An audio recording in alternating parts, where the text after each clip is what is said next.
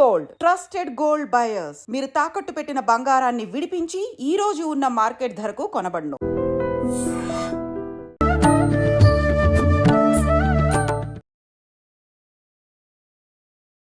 నమస్కారం, welcome to I dream. ధర్మ మార్గం విత్ విజిత కార్యక్రమానికి స్వాగతం. ప్రస్తుతం మనతో పాటు ఉన్నారు ప్రముఖ ఆధ్యాత్మికవేత్త మరెల్ల రవిశాస్త్రి గారు. ఇప్పుడు వారితో మాట్లాడదాం. నమస్కారం గురుగారు. నమస్తే. గురుగారు, గత జన్మ ఉంది అంటారు. నిజంగా గత జన్మ ఉంటే మనం దాన్ని తెలుసుకునే అవకాశం ఏమైనా ఉందా? ఓం శ్రీ గురుభ్యో నమః. ఆదిత్యాది నవగ్రహ దేవతాభ్యో నమః. మనకి గత జన్మ అనేది లేకుండా మన సాంప్రదాయం ప్రకారం గత జన్మ అనేది ఉంది. ఆ గత జన్మని మనకి శాస్త్రబద్ధంగా తెలుసుకోవచ్చు. మనకు అనేక విధానాలు ఉన్నాయి. అది తెలుసుకోవడం వల్ల లాభమా నష్టమా అంటే కొంతమందికి లాభం ఉంది, కొంతమందికి నష్టం ఉంది. ఎవరికి లాభం, ఎవరికి నష్టం, అసలుకి ఎన్ని రకాలుగా మనం చూసుకోవచ్చు. మొట్టమొదటి మన జాతక కర్మ చక్రాన్ని మనం చూసినప్పుడు ఆ కర్మ చక్రంలో ఎటువంటి కర్మలు ఉన్నాయి అనే దాన్ని పట్టేసి మన జ్యోతిష్యంలో తెలుసుకోవచ్చు. వీడికి వివాహ జీవితం బాగలేదు ఇక్కడ అంటే గత జన్మలో ఎవడో ఒకటి వివాహ జీవితంలో ఏళ్ళు పెట్టి వచ్చాడు కాబట్టి ఇక్కడ వీడి జీవితంలో బాగలేదు. గత జన్మలో ఒకరి హెల్త్ విషయంలో డిసప్పాయింట్ చేశాడు, ఇక్కడ వీడి హెల్త్ విషయంలో ఇబ్బంది అవుతుంది. మనం ఒకరికి ఏదైనా చేస్తే తిరిగి వస్తుంది, ఖచ్చితంగా హ్యాపీగా తిరిగి వస్తుంది. మీ బ్యాంకులో చేసిన బ్యాలెన్స్ ఏదైనా మీరు ఏదో ఒక రోజు డ్రా చేసుకోవాల్సిందే, వడ్డీతో సహా. అలానే కర్మ కూడా అంతే. సో దానికేంటి, మనం పుణ్యకర్మలు మనం చేస్తూ ఉంటే ఆటోమేటిక్గా వాటి యొక్క ఇంటెన్సిటీ తగ్గుతుంది. అంటే దానికి ఎట్లా అంటే, ఫర్ ఎగ్జాంపుల్ నేను చెప్తున్నా, ఎవరైనా వారి ఎంప్లాయీ బాస్ని తిట్టాడు, బాస్ని. బాస్ ఏమంటాడు, తీసేయరా వాడిని అంటాడు. సారీ సార్ ఏదో పొరపాటున జరిగింది అంటే ఇంకొక ఛాన్స్ ఇస్తాడు. అవును. అలా మనం చేసిన కర్మలకి ఎప్పుడు కూడా క్షమా భావంతో మనముంటే ఆటోమేటిక్గా మనకి కొంత ఇంటెన్సిటీ తగ్గుతుంది. దీన్ని మొట్టమొదటిగా ఎలా తెలుసుకోవచ్చు అంటే, మన జ్యోతిష్య శాస్త్రం ద్వారా మన కర్మచక్రాన్ని చూసుకొని మనం ఏ కర్మతో పుట్టామంటే ఈ కర్మలతో పుట్టాము కాబట్టి ఒకరికి ఇప్పుడు ఫర్ ఎగ్జాంపుల్ వివాహ విషయంలో దోషం ఉంది, నువ్వు ఒక 10 పెళ్ళిళ్ళకి హెల్ప్ చేయి. చిన్నప్పుడే జాతకం చూసుకొని ఈ అమ్మాయికి పెద్ద అయితే వివాహ విషయంలో దోషం ఉంది, 10 పెళ్ళిళ్ళకి వెళ్ళు, హ్యాపీగా నువ్వు చేయాల్సింది చెయ్యి. ధనం రూపంలో చేస్తావా, హ్యాపీగా పెళ్లి కూతుర్ని రెడీ చేయడానికి చేస్తావా, లేకపోతే ఏదైనా వడ్డీయడానికి చేస్తావా, ఏదో ఓని ఖర్చు పెట్టమల్లా. సహజంగా మన ఇంటి పక్కన పెళ్ళిళ్ళలో అటెండ్ అయ్యి కొద్దిగా సర్వీస్ లాగా చేస్తే ఆటోమేటిక్గా కర్మ క్లియర్ అవుతుంది. ఏదో పెళ్ళిలో ఏదో ఒక జీవితాన్ని నాశనం చేస్తేనే ఈ కర్మ వచ్చింది కాబట్టి నలుగురు పెళ్ళిళ్ళు నువ్వు హెల్ప్ చేస్తే అబ్బా పలాని అమ్మాయి బాగా చేసింది అన్నప్పుడు ఆ కర్మ అనేది రీప్లేస్ అవుతుంది. ఒకటి జాతకం ప్రకారం. రెండవది మనకి యోగ శాస్త్రం ప్రకారం యోగ సాధన చేసి బాగా ధ్యానము ఇవన్నీ చేసి చాలా డీపర్ లెవెల్లోకి వెళ్ళినప్పుడు మనకి విజ్ఞానమయ కోశము, ఆనందమయ కోశము, అలాగే మనోమయ కోశం మనకి హ్యాపీగా మనకి ముందు ఏముంది అనేది మనకు చూపిస్తూ ఉంటుంది. అంటే మన ఆకాశిక్ రికార్డ్స్లోను మన డేటాలోని ఏముంది రికార్డ్ జరగబోయేది మనకి విజ్ఞానమయ కోశం ద్వారా తెలుస్తుంది. ఆల్రెడీ బ్యాక్ ఏముందనేది మనోమయ కోశం ద్వారా తెలుస్తుంది. ఈ లోపల ఉన్న డేటా ఏంటి, మన సబ్ కాన్షియస్గా పాస్ట్లో ఏంటి అనేది మనకి అవసరమైతే మనకు కనిపిస్తూ ఉంటాయి. ధ్యాన సాధనలు మనకు అవసరమైతేనే కనిపిస్తాయి, అవి ఆటోమేటిక్గా రెక్టిఫై అవుతాయి. కొన్ని ఇప్పుడు ఫాస్ట్ లైఫ్ రిగ్రెషన్ థెరపీస్ అని ఉంటాయి.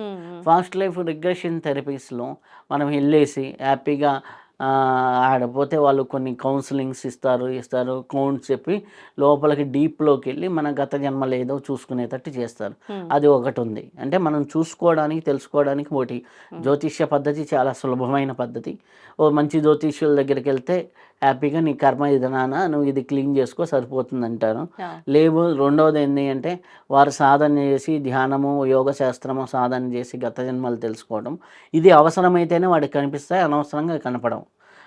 రెండవది వచ్చేసరికి పాస్ట్ లైఫ్ రిగ్రెషన్ ద్వారా చేసుకోవడం. ఇది కొద్దిగా రిస్కీ ప్రాసెస్. అంటే రిస్కీ అంటే కనిపిస్తాయి, ఆ కనిపించిన తర్వాత ఎటువంటి నష్టాలు కలుగుతాయి, ఎటువంటి లాభాలు కలుగుతాయి. ఇప్పుడు ఒక అమ్మాయి ఉంది. ఆ అమ్మాయి ఏంటంటే వాటర్ చూస్తే చాలా చచ్చేంత భయం. వాటర్ దగ్గరికి వెళ్ళాలన్నా, దిగాలన్నా. అవును. ఆ అమ్మాయికి పాస్ట్ లైఫ్ రిగ్రెషన్ తీసుకెళ్తే ఆహ్, తీసుకెళ్ళి అయితే గత జన్మలో ఆ అమ్మాయి ఏంటంటే ఒక బావిలో పడి హ్మ్. చాలా సేపు హెల్ప్ హెల్ప్ అని అరిచి ఆ నీళ్ళల్లో భయపడి తన యొక్క ఇదిని అంటే జీవాన్ని వదిలేసింది, ప్రాణాన్ని. ఓహ్! సో దానివల్ల ఇక్కడికి ఏమైందంటే నీళ్ళని చూస్తే భయంగా మారిపోయింది. హ్మ్. హ్మ్. గత జన్మల్లో ఫైర్‌తో యాక్సిడెంట్ అయిన వాళ్ళున్నారనుకో, ఇప్పుడు పొయ్యి దగ్గరికెళ్ళాలంటే భయపడుతూ ఉంటారు. ఫైర్ యాక్సిడెంట్‌తో అయిన వాళ్ళు. ఇట్లా ఫైర్ తాలూకు ఇంపాక్ట్ ఉంటుంది. హ్మ్. అలా వాళ్ళకేంటంటే, ఓహో! ఆ ఫస్ట్ లైఫ్ రిగ్రెషన్ చేసినప్పుడు నేను అలా జరిగింది కాబట్టి నాకు ఈ ఫియర్ వచ్చింది. హ్మ్. అలా దాన్ని అవును కదా! అనేసి ఒక్కసారి అది అండర్‌స్టాండింగ్ అయిందనుకోండి, ఆ ఫియరు 90% వాళ్ళ లైఫ్‌లో ఎళ్ళిపోతుంది. ఓకే. ఓకే. అవుతుంది. అలాగే కొంతమందుంటారు. లేనిపోనివి కొనుక్కొని తెచ్చుకునేవాళ్ళు. ఎట్లా అంటే, నా దగ్గరికి ఒక 4 ఇయర్స్ బ్యాక్ అనుకుంటా ఒక అబ్బాయొచ్చాడు. హ్మ్. ఆ అబ్బాయి ఎట్లా అంటే చాలా కన్‌ఫ్యూజన్ మైండ్‌తో ఉన్నాడనమాట. ఏంటి అంటే, ఆయనకి మంచి ఉద్యోగం ఉంది. మంచి వైఫ్. హ్మ్. మంచి వైఫ్ అంటే ఎంతలా వైఫ్ అంటే, ఆమె తల్లిలాగా చూసుకుంటుంది. ఆ! అంటే ఇది అతని వర్డ్సే. హ్మ్. అనమాట. ఇతనికి బాగుంది. పెళ్లి లైఫ్ హ్యాపీగా ఉంది. హ్మ్. 4 ఏళ్ళు అయిపోయింది. అసలకి ఇద్దరు పిల్లలు హ్యాపీ. హ్మ్. అసలు సూపరు. అసలకి అనేసి ఈయనకి ఒక కోరిక కలిగింది. ఇంత హ్మ్. మంచి వైఫ్ నాకెందుకొచ్చింది అని. ఎందుకొచ్చింది? ఎందుకొచ్చింది ఆ! అని ఫాస్ట్ లైఫ్‌కి పోయి చేసుకున్నారు వేరే కౌన్సెలింగ్ దగ్గర. ఓకే. వెళ్ళిన తర్వాత అతనికి తెలిసిందేందంటే హ్మ్. దాంట్లో బాంబ్ పేలింది. హ్మ్. ఏంటంటే గత జన్మలో తల్లా ఏంటి ఎ కొంపదీసి? తల్లి మదర్. మదర్ ఏంటి కొడుకు కన్న తర్వాత, కొడుకు గ్రో అయ్యేటప్పుడు ఆమెకి ఏదో జబ్బొచ్చేసి చనిపోయింది. ఆమెకేంటి ఎదిగిన కొడుకుని చూడలేదు అనే మమకారం అక్కడ. హ్మ్. ఆమె ఎళ్ళిపోతే ఏంటి, ఈ అబ్బాయితో ఉన్న అటాచ్‌మెంట్ ఏంది, కొడుకు ఎదిగేంత వరకు ఎదిగిన కొడుకుని నేను చూడలేదు అనేసి. అనే అటాచ్‌మెంట్‌తో అక్కడ వెళ్ళిపోయింది. హ్మ్. ఎదిగిన కొడుకు ఎప్పుడొస్తాడు మళ్ళీ? మళ్ళీ ఏ రిలేషన్‌లో వస్తాడు? హ్మ్. వైఫ్ రిలేషన్‌లోనే గదా! మళ్ళీ నెక్స్ట్ జన్మలో భార్యాభర్తలయ్యారు. ఈయన పోయి రిగ్రెషన్ చేయించుకున్నారు. హ్మ్. అమ్మ అమ్మకు తినిపెట్టేది, అమ్మ స్నానం చేయించేది. ఈయన 4 ఏళ్ల పిల్లవాడప్పుడు అమ్మ ఎళ్ళిపోయింది. ఇక్కడికొచ్చి చూస్తే ఫిజికల్‌గా అదే రూపం. హ్మ్. మళ్ళీ నో డౌట్ అదే రూపం. అక్కడ ఎట్లా ఉందో అదే రూపం. అదే అమ్మ. హ్మ్. ఇక్కడ భార్యగా ఉంది. మరుసటి రోజు నుంచి ఎలా? భార్య వచ్చి పక్క మీద కూర్చొని చెయ్యేస్తే ఎట్లా ఫీల్ అవుతాడు? నరకం ఇంకా. అర్థమైందా? అది ఈ జన్మ కాకపోయినా గూడా నా ఆ ఆ భావన భావన నరకమనమాట. సో, అది ఆ టార్చర్ అనుభవిస్తూ చివరికి సూసైడ్ జేసుకోవాలి దాకా ఎళ్లి, ఆళ్ళకి ఏం జరుగుతుందో అర్థం గాక ఎవరో చెబితే మన దగ్గరికి జాతకానికొచ్చాడు. హ్మ్. వచ్చినప్పుడు ఆ క్యారెక్టర్‌ని ఈ క్యారెక్టరే అని అర్థం చేయించడానికి నాకు ఒక 10, 15 రోజులు పట్టింది. రోజు ఒక 10 నిమిషాలు మాట్లాడి, ఆ డ్రామాలో ఆ క్యారెక్టర్ వేరు, ఈ డ్రామాలో ఈ క్యారెక్టర్ వేరు, హ్మ్. ఇది వేరు, అది వేరు, ఇది వేరు, అది వేరు అని చెప్పడానికి హ్మ్. అతని కాన్షియస్ మైండ్‌లోకి తీసుకురావడానికి. అక్కడ స్ట్రక్ అయిపోయాడు. ఆ ఫస్ట్ లైఫ్ వెరిఫికేషన్‌లోకెళ్ళి. హ్మ్. ఇది నీ జీవితం వేరు. హ్మ్. ఆ! నెక్స్ట్ జీవితంలో నువ్వు ఆమెకు శత్రువుగా పుట్టొచ్చు గదా! హ్మ్. లేకపోతే తోడికోడలుగా పుట్టొచ్చు గదా! ఇట్లాంటియి అనేక అంటే ఒక కన్‌ఫ్యూజన్ బదులు ఒక 10 కన్‌ఫ్యూజన్‌లు ఎదురుగా క్రియేట్ పెట్టి చేశారు. హ్మ్. ఈ కన్‌ఫ్యూజన్ డైల్యూట్ చేసి హ్మ్. చివరికి సెట్ చేసిన. కానీ హ్మ్.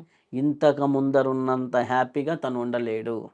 అనవసరంగా కొని తెచ్చుకున్నాడు ఇదంతా కదా! అంతే. హ్మ్. అనమాట. ఏంది ఆమె యాటిట్యూడ్ ఎలా ఉండేది? ఎప్పుడైనా సరే బాలేదు అంటే హ్యాపీగా ఒళ్ళో పండుకోబెట్టుకొని, నీట్‌గా జెండు బామ్ రాసి, తల్లి ఎట్లాగైతే చేస్తుందో భార్య అలా చేసేదనమాట. వీళ్ళిద్దరికి ఎందుకు అంత అటాచ్‌మెంట్ అంటే పక్కనోళ్ళు చూసిన వాళ్ళు గూడా అసలకి వీళ్ళు ఫ్రెండ్సా?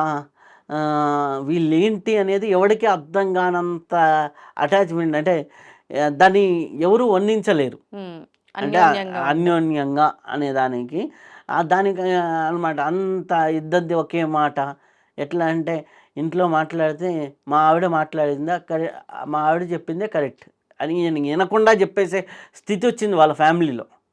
మా ఆవిడ చెప్పిందంటే అది కరెక్ట్, అది ఏం చెప్పిందో వినరా అంటే ఆ అమ్మాయి ఏం చెప్పినా కరెక్టే చెబుతుందని లెవెల్లోకి ఈయన వెళ్ళిపోయాడు. మా ఆయన చెప్పిండంటే కరెక్టే చెప్పుంటాడు అనే లెవెల్లోకి వెళ్ళిపోయిన వాళ్ళు ఈ ఇట్లా వెళ్ళి కౌన్సిలింగ్స్ ద్వారా తెలుసుకోవటం వల్ల ఒక 1 ఇయర్ పాటు ఫ్యామిలీ లైఫ్ని గజిబిజి గందరగోళం చేసుకున్నాడు. అదృష్టం కొద్దీ ఆల్రెడీ పిల్లలు వచ్చారు కాబట్టి చాలా వరకు సేఫ్ జర్నీ. కానీ అంత హ్యాపీ లైఫ్ అయితే ఎట్లేదన్నా కానీ ఎంతో కొంత సబ్కాన్షియస్లో అది ఉంటుంది. కాబట్టి అవసరమైన వాళ్ళకి అది మంచిది, అనవసరమైన వాళ్ళకి ఇది నిజంగా అసలు ఎవరికి అవసరం పడుతుంది అట్లా? అవసరం అంటే లేదేమో ఎవరైతే కొంతమందికి సైకోసొమాటిక్ డిసీజెస్ లాగా లేకపోతే సైకలాజికల్ ఇష్యూస్లో చిక్కకపోయి రిపీటెడ్గా సూసైడ్ అటెంప్ట్స్ చేస్తూ రిపీటెడ్గా నేను బతకలేనేమో, నా జీవితం ఇది కాదేమో అనేసి ఇట్లాంటి వాళ్ళకి అట్లాంటి కౌన్సిలింగ్స్ ఉపయోగపడతాయి. అంటే దానివల్ల వాళ్ళ లైఫ్ లో బాగుంటుంది అని అనుకున్న వాళ్ళకు మాత్రమే అది ఉపయోగపడుతుంది. ప్రస్తుత స్థితి బాగాలేకుండా ఉండి దాని వల్ల బాగుపడతారు అనుకునే వాళ్ళకి మాత్రమే అవసరం, తప్పితే మిగతా వాళ్ళకి అవసరం ఇప్పుడు కొంతమంది, నేను ఇంకొకటి ఎగ్జాంపుల్ చెప్తాను. ఇంకొక అమ్మాయి ఏంటి అంటే పాస్ట్ లైఫ్ రిగ్రెషన్ చేయించుకొని చాలా బాగుపడ్డ అబ్బాయి. ఆ అమ్మాయి జీవితం ఏంటి అంటే ఎవడైనా వచ్చాడనుకో అబ్బాయిలను వచ్చేస్తే కొట్టేస్తుంది. అబ్బాయి అంటే కోపం, అబ్బాయి అంటే చాలా కోపం. అది ఎందుకు కోపం వస్తుందో తెలియదు అనమాట. అంటే విపరీతమైనటువంటి ఇరిటేషను, కోపము అనమాట. ఏంటి అంటే తన పాస్ట్ లైఫ్ రిగ్రెషన్ చేసుకున్నప్పుడు తనని కిడ్నాప్ చేసి చాలామంది ఆ అమ్మాయిని విక్టిమ్గా అనుభవించారనమాట. అందుకని ఆ బాధ, ఆ పెయిన్ హార్ట్లో ఉండిపోయింది. సో ఇక్కడ ఎదిగే అమ్మాయి ఏజ్ వచ్చేసరికి అబ్బాయిలంటే కోపము, ఎవడన్నా ఇరిటేషను, చికాకు అన్నమాట. సో అలాంటి వాళ్ళు ఏమైపోతారు, అది ఎందుకు జరుగుతుందో తెలియదు. మామూలుగానే అందరిలాగా ఉండాలన్నా ఉండలేరు. మామూలు మంచి మార్కులు వస్తాయి, మంచిగా ఉంటుంది. ఎవరైనా అబ్బాయి వచ్చి షేక్ హ్యాండ్ ఇచ్చినా కానీ ఫెట్మని కొట్టేసేది, కాలేజీల్లో కంప్లైంట్లు, రచ్చరచ్చలు అనమాట. అక్కడ పెద్ద మిస్టేక్స్ ఉండవు. ఏదో పక్క నుంచి వెళ్తున్నా కానీ వాడు కావాలని నా మీదకి వచ్చాడని అంటే అక్కడ ఉన్నటువంటి ఆ అమ్మాయి ఏంటి ఫాస్ట్ లైఫ్ రిగ్రెషన్కి వెళ్ళి ఒక 7-8 సెక్షన్లు చేసుకున్న తర్వాత ఆటోమేటిక్గా రిలాక్స్ ఫీల్ అయిపోయేసి హ్యాపీగా ఉంది. నిజంగా మీరు ఈ విషయం చెప్పిన తర్వాత అనిపించింది, మనం రియల్ లైఫ్ లో చాలా మందిని చూస్తూ ఉంటాము. ఇట్లా పెళ్ళి అనగానే భయపడే వాళ్ళని, అబ్బాయిలు అనగానే భయపడే అమ్మాయిల్ని, ఇట్లాంటి వాళ్ళు చాలా మంది ఉంటారు. అంటే ఇవన్నీ వాళ్ళ స్మృతుల్లో ఎక్కడో ఉంటాయి. అంటే కోర్ థాట్ ప్రాసెస్లో ఎక్కడో ఉంటాయి.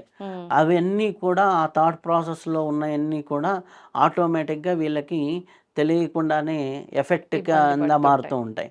కాబట్టి అటువంటి వాళ్ళకి హ్యాపీగా చాలా వరకు రిగ్రెషన్స్ చాలా పనిచేస్తాయి.